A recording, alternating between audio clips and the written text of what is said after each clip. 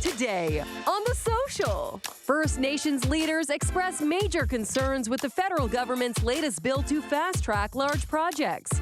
We discuss whether the legislation is necessary or an overreach. And Grammy Award-winning artist Bad Bunny says unless you're a doctor or a teacher, you should not be complaining about your job. But is his take out of tune? Then cool, clean, and effortlessly chic. Everything you need to master the minimalist magic of the Scandi beauty trend. Plus, the rising tide of 2S LGBTQI+ persecution around the world. Who's being targeted and why it's getting worse. It all starts now on The Social.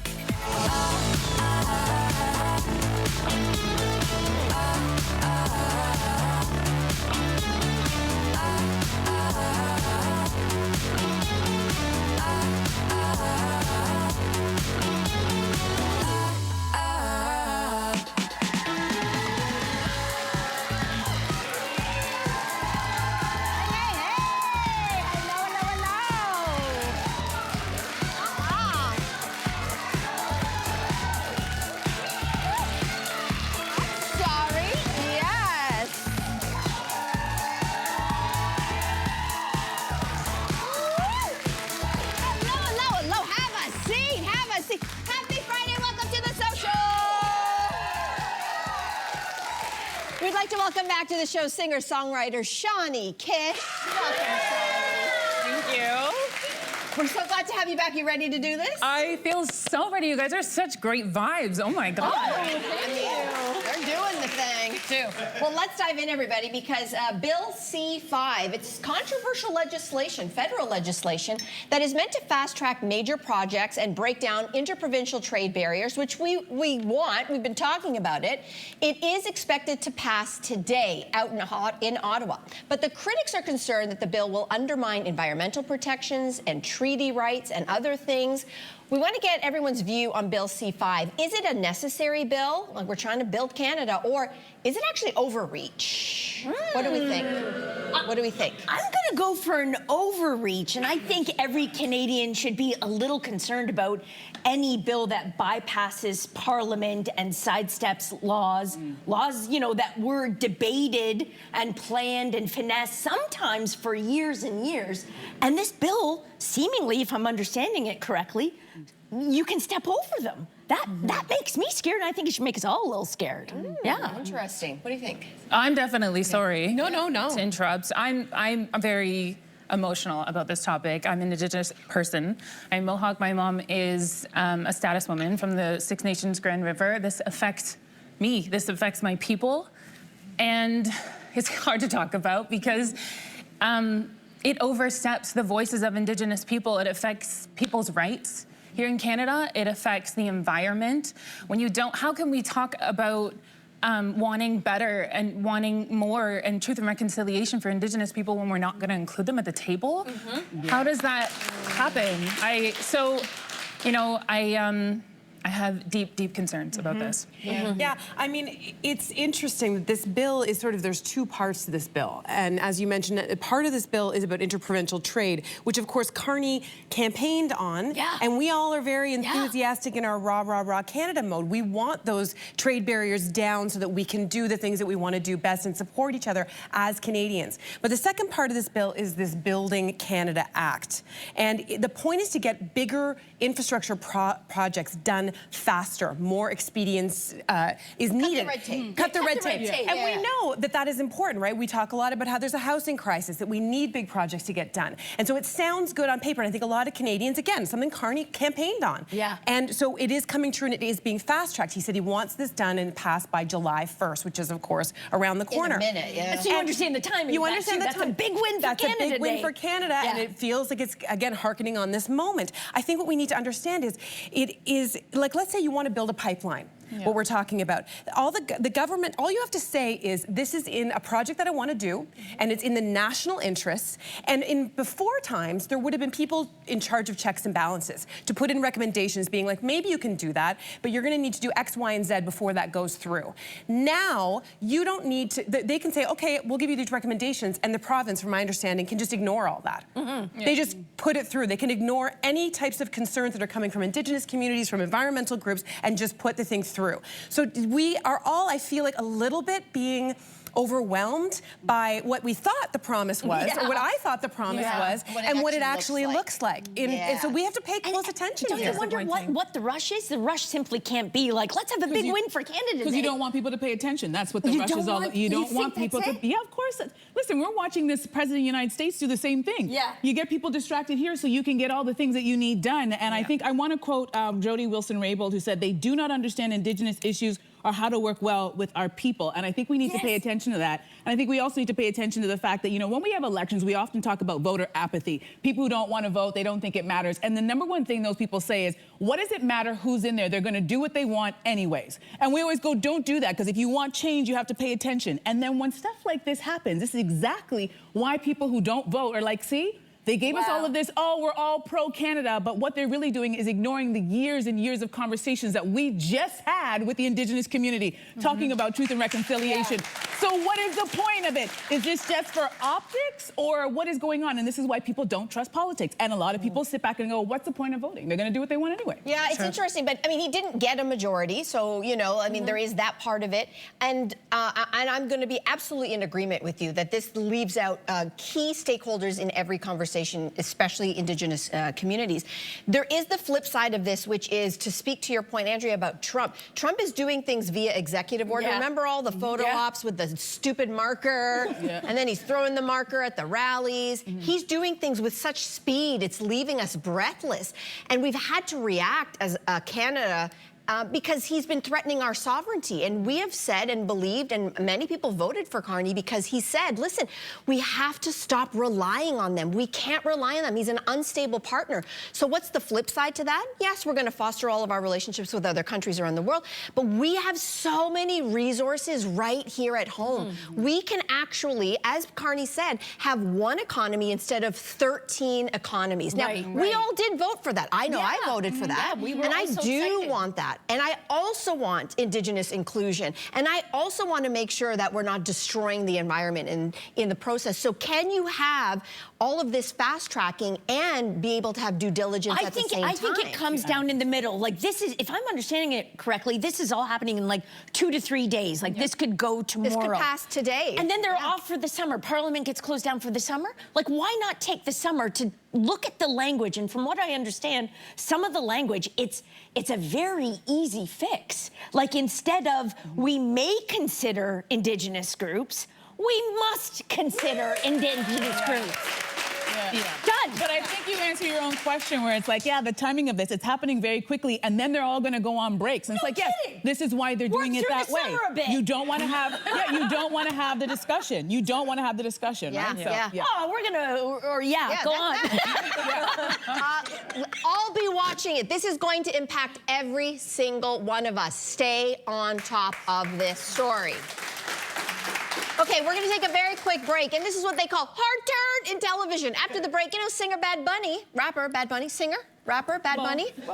He says, unless you are a doctor or a teacher, it is silly to be complaining about your job. Uh-oh, we have one person. Do you agree with this? We're going to discuss exactly what he said and how we feel about it after this.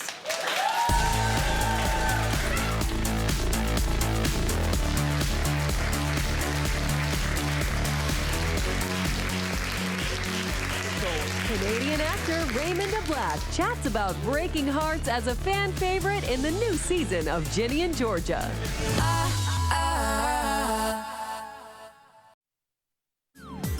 Next week on The Social, it's getting steamy. 90s boy band 98 Degrees is here to talk about their return to the spotlight.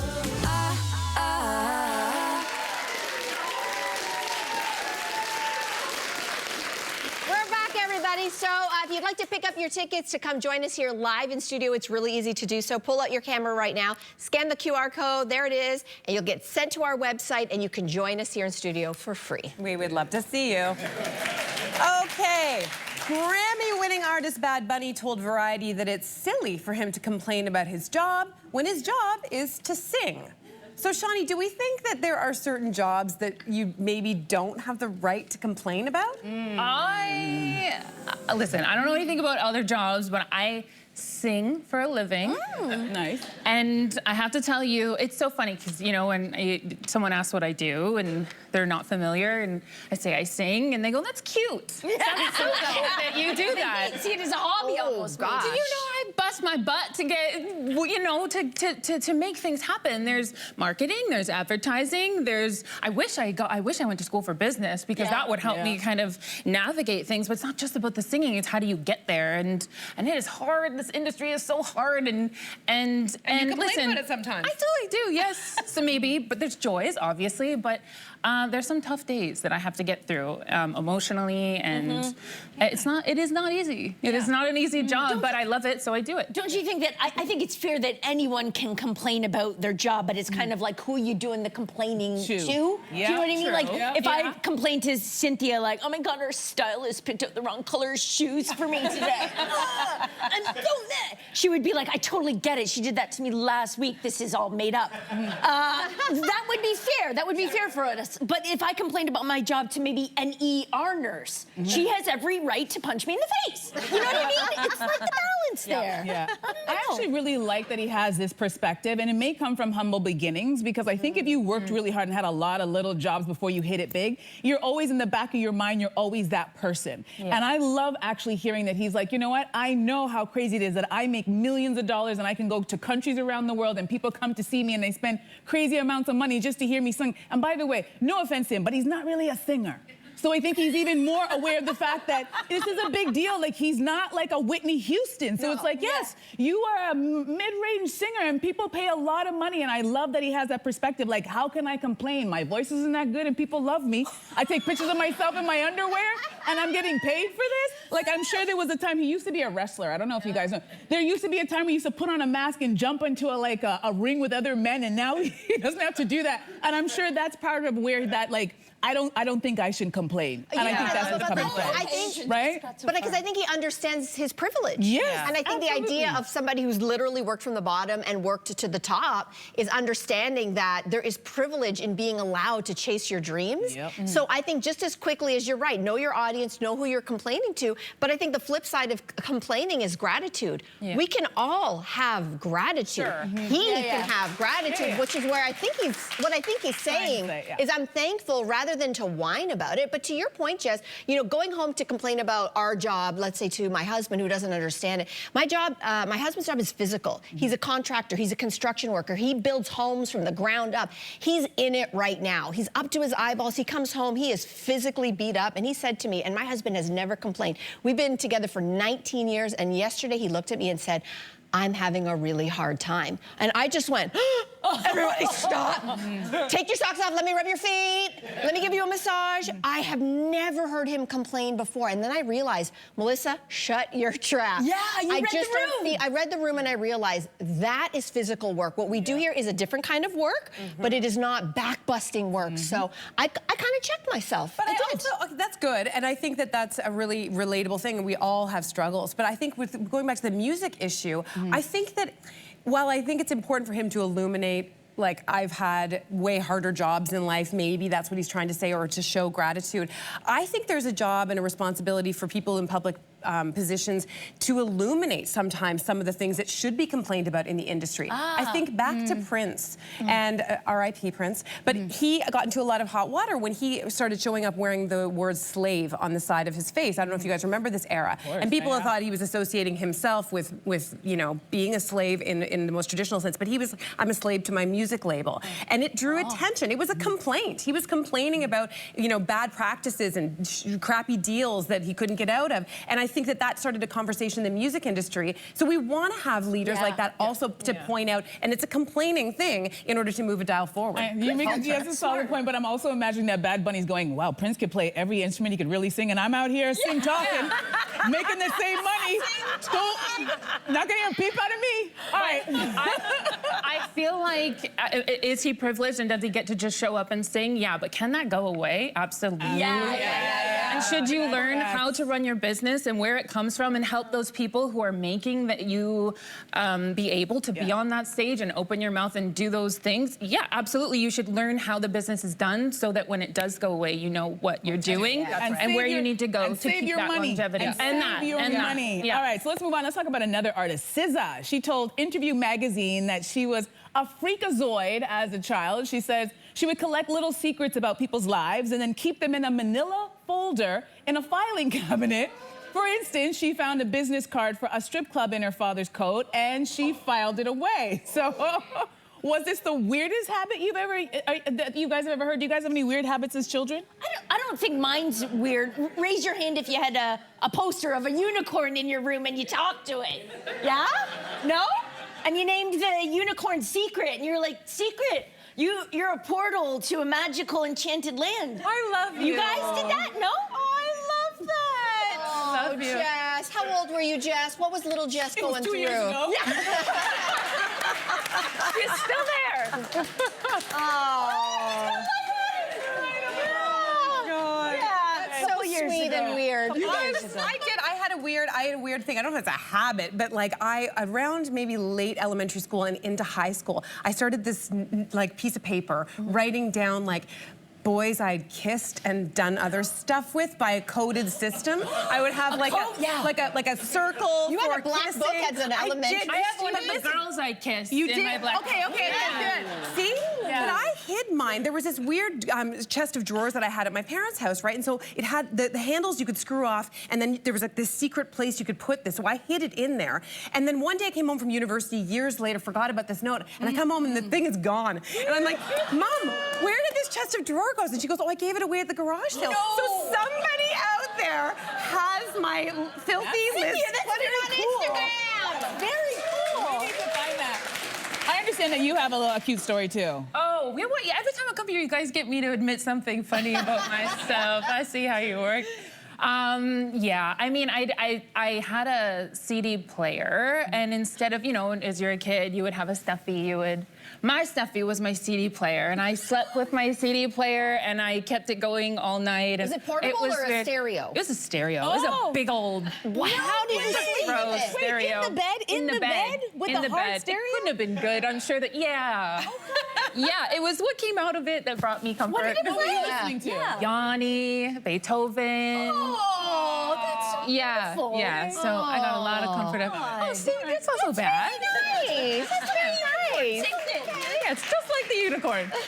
I still do it too. It's fine. After the break, everybody, why Pamela Anderson says that people are becoming boring looking. We're going to tell you what she has to say after this. We'll be back.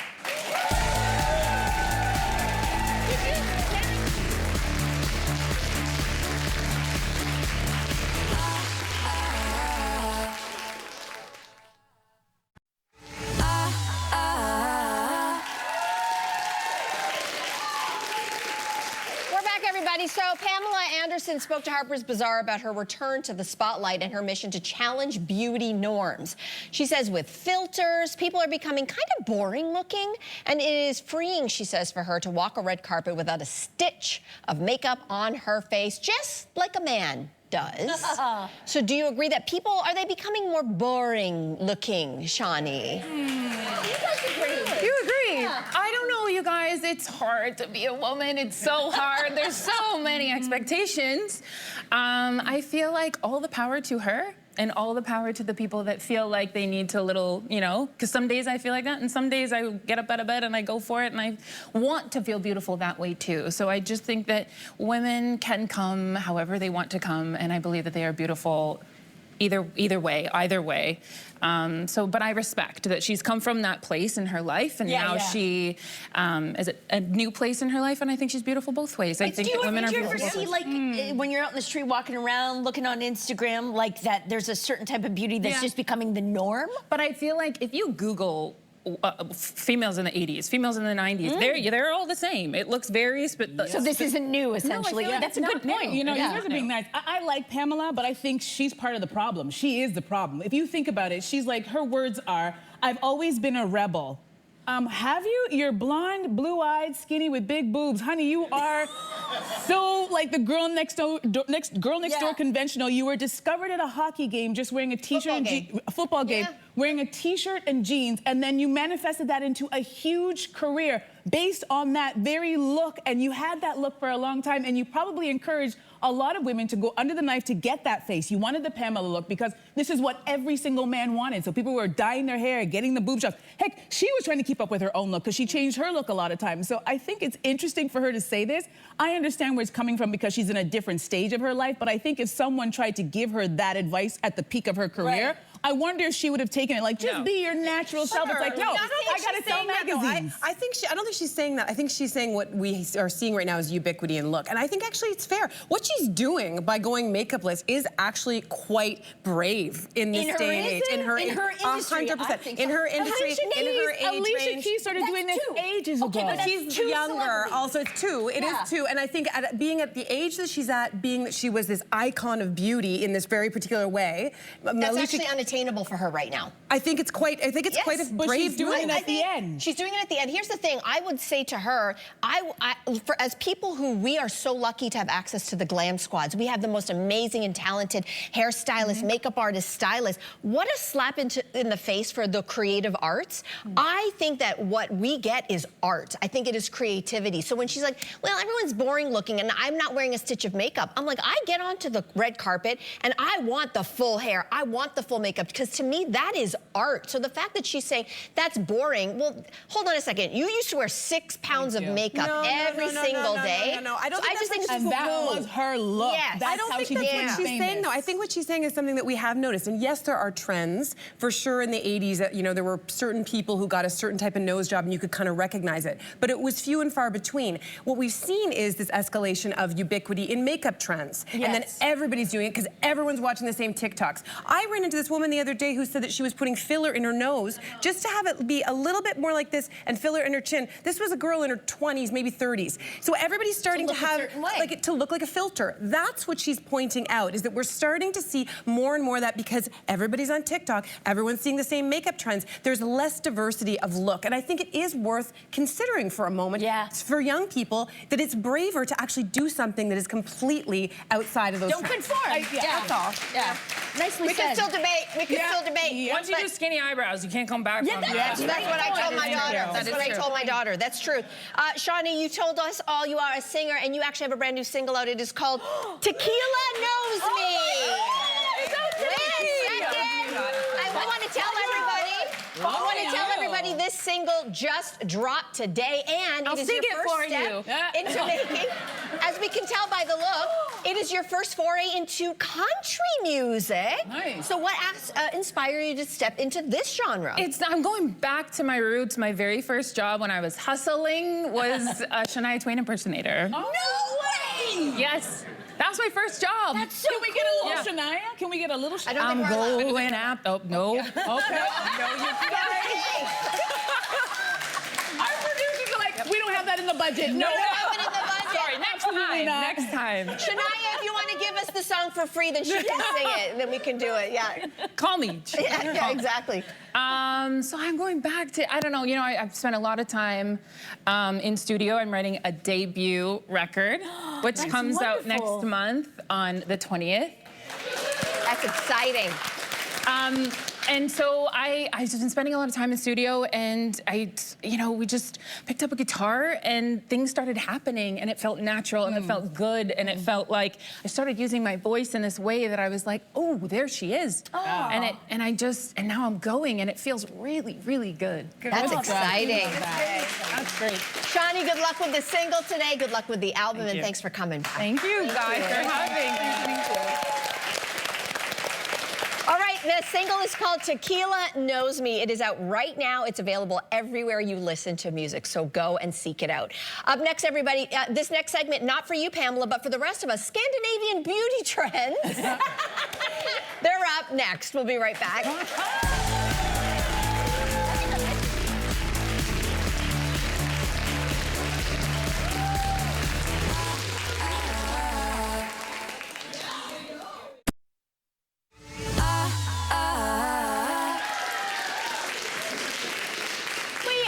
Everybody, the Scandi beauty or Scandinavian beauty trend has been going strong for a little while now. And now that we're here at summer's doorstep, tomorrow's summer. Hey, it's the perfect time to embrace that fresh, effortless Nordic vibe. We're talking from skincare to makeup to hair care. Our next guest is here to show us exactly how to get in on the trend. Please welcome beauty editor Bahar Nirumwala back to the show. Hey, we love you. We're excited for this one. Now, before we start playing with this stuff, will you give us a little more insight into what the Scandi beauty trend actually is? Absolutely. Considering we're on the precipice of actually a national holiday in Sweden known as Midsommar, that's happening tomorrow. We would call it Midsummer. It's the first day of summer, right? Yeah. And it's basically like the beginning of a 5-week vacation over there. But it's also about rest, relaxation, rejuvenation, and also getting back in touch with nature is a big deal. So when it comes to the actual Scandi trend, that's also part of the tenets. Like focus on skincare, minimal makeup, and also like reconnecting with natural ingredients. Oh, maybe it is for Pamela. Yeah. It maybe is for Pamela. Okay, we're going to start with Scandi hair care, and you've got some staple products you say we should invest in, perhaps. I do. This is actually a Scandinavian-based and manufactured brand, which is really cool. That's Sasha Juan over there. They have this really wonderful idea of like minimal products with maximum results. So it's not about overloading, pre-washing, post-washing, all sorts of stuff. It's straightforward products that have a bioscience type of an aspect. They use minerals and peptides, all this nice stuff from nature, and they're doing them in great scientific formulations to give you how to use it, but great. that's the curl treatment. That's exactly how you're supposed to use it. Absolutely perfect for dry or frizzy hair. Okay, wow, that's really great. You also have something for those who are after the Scandi blonde look. I do. So the Scandi hairline is a big deal right now. Whoa, what does that mean? Okay, so this is about lightening almost like baby hairs just around the peripheral of the front of your hairline. A really, really small amount lightened up. So if you're gonna go ahead and do this, I can suggest you can do this at home if you wanted to. What? Yeah, so Schwarzkopf has a really lovely... What? Just wait. Like for her, We'll walk through the actual color part, absolutely, because that's important. You're the but expert. this is from Schwarzkopf. This is their keratin blonde. It's an at-home hair color. They have 4 different shades of blonde here, and they have this really cool bond breaking technology or anti-bond breaking technology. The idea is to, like all of us who have ever colored our hair, reduce breakage while still being able to get lift in our color, so getting lighter, if you will. Okay. And yes, we can absolutely talk about color because I'm going to suggest something very specific. If you are, these boxes will always tell us what they're doing, right? If your box shows you these 3 colors on the back, it's telling you if you start from here, I can get you to here. Or if you start from here, I can get you to here. If it's honest. Yes, and if you have, we're talking like Elvira, Mistress of the Dark Black Hair, and you want to go Billy Idol Platinum. I'm really dating myself with these references. I love it, though. Billy Idol Platinum Blonde, get thee to a salon. Do not do this at home. But that's still pretty impressive. Absolutely. Some of these can go up to 9 levels of lift, which is a lot. But I would also say go low and slow. You don't have to get the box and imagine magic happening in an hour. Go low and slow if you need to. Okay, I'll give that to you. Do you want that white? Okay, so let's talk about skincare, Scandi skincare, and you starting with a hydrating toner. I am. Hydration is a tenet of Scandinavian skincare, not trend-wise. It's just part of their focus, okay? So winter or summer, that's really important. And Thayer's may not be a Scandinavian brand, but this brand has been around since 1847. Oh, wow. And nature has been a part of their formulation from the beginning. So this is the hydrating milky toner. There's 48 hours of hydration in this beautiful toner. Yeah, it is really thick and lovely. But it also has hyaluronic acid and snow mushroom. So that's that natural ingredient. Snow mushroom is used in so many different formulations because of its hydrating factors. And low and slow, keep it minimal skincare. This is a pH-balanced, alcohol-free, fragrance-free product, which means we're not trying to irritate or bug the skin. We're just trying to give it happy ingredients. Happy ingredients with theirs. I love that. Okay, up next is a new Scandi mask. Tell us about it. You got it. This one really screams Scandi to me because this is the idea of the Scandi wellness routine. It's rooted in hot and cold, or saunas and ice plunges. Right, they're so big there. Right. So this is from Ulla Henriksen. Everyone knows Ulla, I'm sure. Ulla has been around since the 1980s, and his products used to be called Ulla Henriksen of Denmark because that's where he's from. Oh my gosh. So this one, I've actually had to write down, guys. This is their Violet Ice Cold Plunge Pore Clay Mask, okay? This has a cooling effect when you apply it to the skin. It's almost a little refreshing. So that's what that ice plunge is. There you go. That's your little ice plunge restoration type of a feeling. But there's also some really lovely ingredients. Anyone can use a clay mask maybe once or twice a week. If you have acneic skin, you're probably going to be happier using a clay mask. There's also an ingredient here called Danish purple willow ferment. That's where you're getting that beautiful purple color. Beautiful. There's juniper berry and cucumber too. So again, more natural ingredients to get your skin to glow. Very quick, will that dry out your skin, the clay mask? You just, no, follow the instructions. Follow the Yeah, very instructions. straightforward. Don't leave it on longer than you have to. Okay. It shouldn't feel like your skin is literally crusty. Yeah. Fair. Okay, we're going to move into Scandi makeup now, and you say we're going to start with a great blush. Yes, blush is having, not a moment, blush is here to stay, which is really exciting. But the idea of this trend that I really liked is that the blush is about looking like you're naturally flushed, not like doing a sculpt and a this and that. We love that. Melanie and I both talk about it all the time. Oh, I'm so cool. There you go. So enter in a Swedish makeup artist brand. It's actually called Swede. So just straightforward, right? This is their Air Blush Cream. It is a creamy kind of a texture, really lovely. And also... Wait, you said creamy texture? It is a creamy texture, but it has a velvety finish, which is really nice. I think she needs some. I'm going for it. So there are 6 different shades. I'm not the girl to tell anyone what color they should wear. Makeup is fun. Please enjoy yourself and have fun with your makeup and express yourself. But I do want to make mention that if you're in Canada and you're trying to find this, it's only at the detox market, okay? It's a smaller brand, so you're going to want to look for it specifically. Let's just Okay, we like that. Yeah. Nice, happy flash. Oh my gosh, do I look so cute? You're so cute. So cute. So cool. Cute. Okay, so we're even gonna smell like Scandinavians, and I really hope they smell nice. They do. So what do you got up next? Bless that Scandinavian, they really do. So a really good way of connecting with nature, if you can't get out into it, is through scent, right? And we're looking at actually a Swedish luxury brand. This is called Byredo.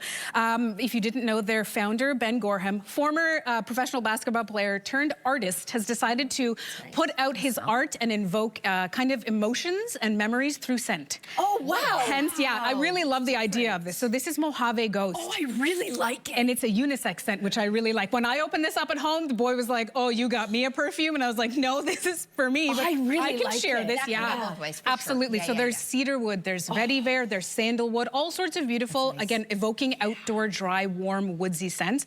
And heads up, there's multiple options too. You don't have to just go with a body wash or their fragrance being the most popular. There is actually body lotion, there's hair mist, there's body cream. There's so many different ways to incorporate a scent like this into your routine. Oh, that is all we have time for, unfortunately, Bahar, but this is great.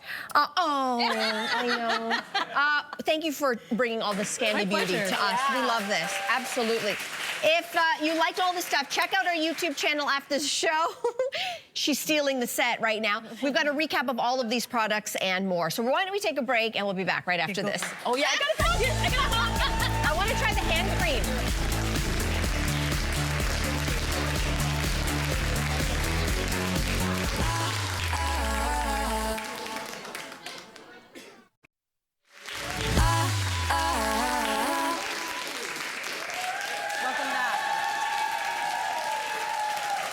Over 60 countries currently criminalize same-sex intimacy, with 12 countries including the death penalty as punishment. As a result, LGBTQ+ people are being displaced around the world at an alarming rate. And that's why the work being done by the Rainbow Railroad, an organization helping LGBTQ+ people find pathways to safety, is so urgent right now. And here to talk more about this work is the head of the engagement, Latoya Nugent, and Rama Esluani, a newcomer who is relocated to Canada with the Rainbow Railroad's help. Welcome to the show, ladies. It's great to have you here, and welcome.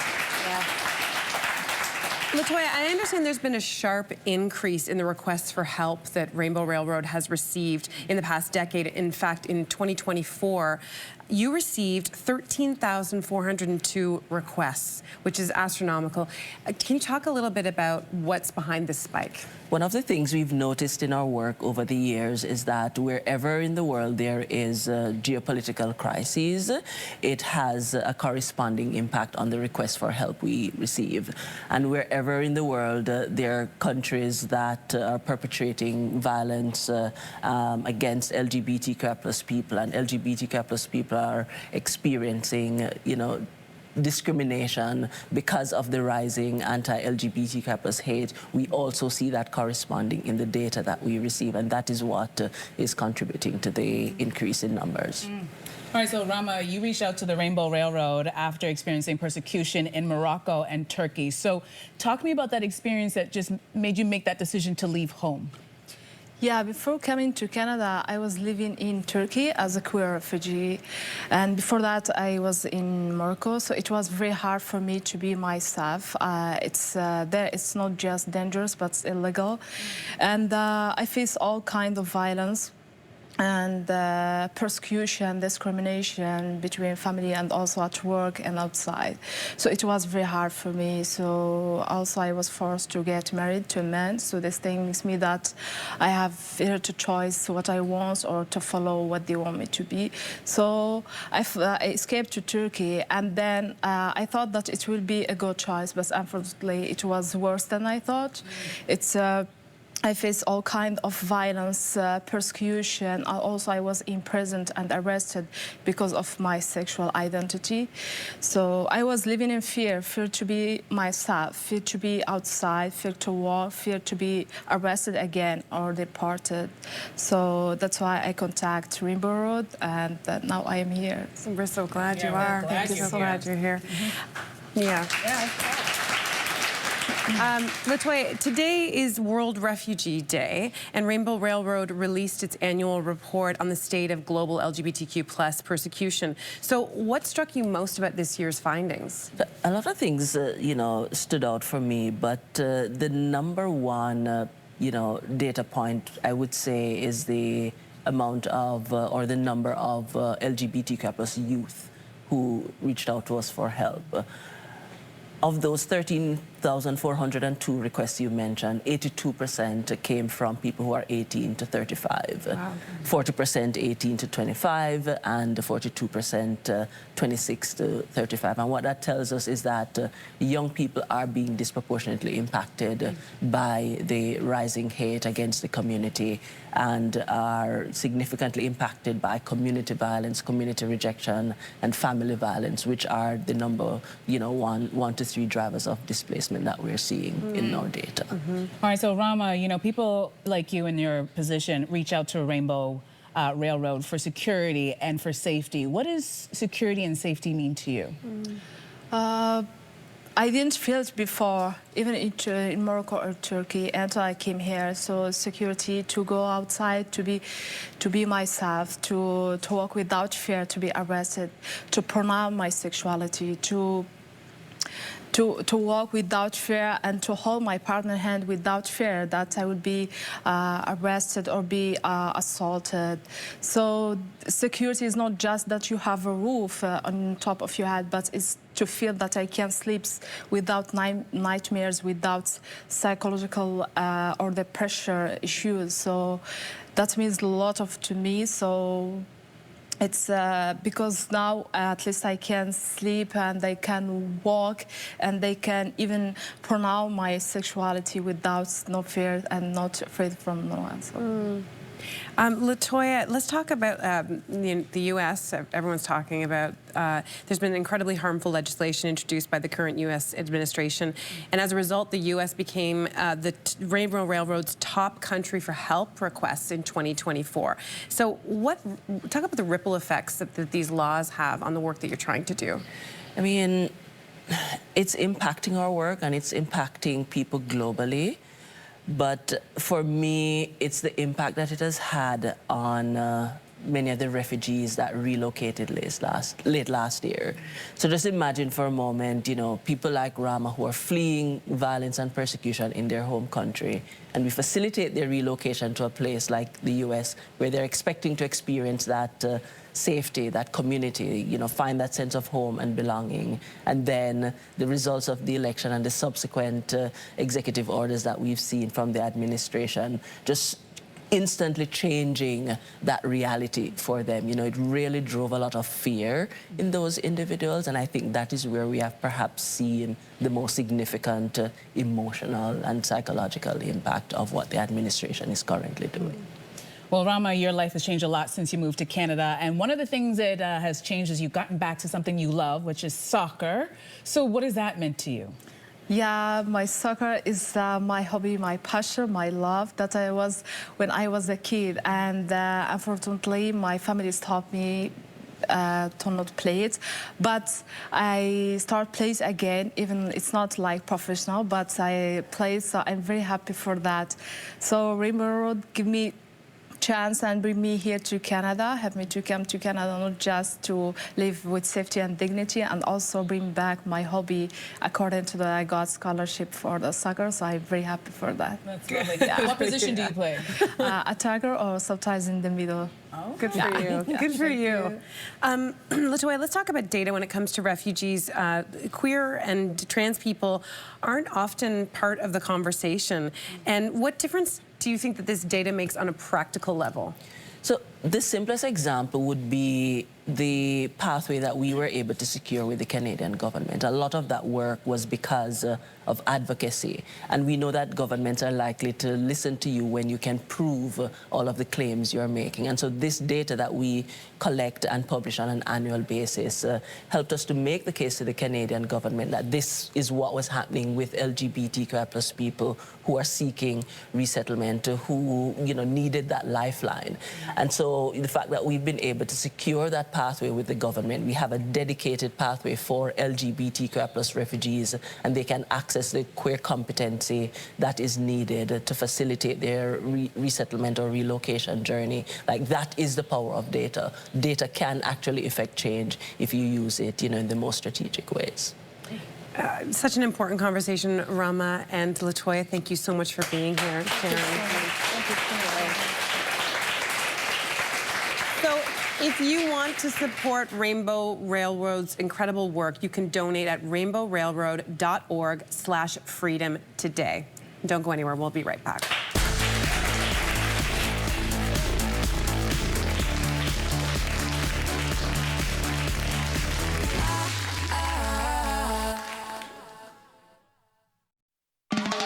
There's never a dull moment at The Social. We are going to have one heck of a time. With hot takes and fiery debates. I'm too old for Leonardo DiCaprio anyway. We dive headfirst into juicy conversations. Where are his wild oats now? No topic is too messy. I'm gonna blame all of the boyfriends that I've had. No discussion too heated. That is an invasion, in my opinion. Just real talk and fresh opinions. Watch The Social, weekdays at 2 p.m. on CTV.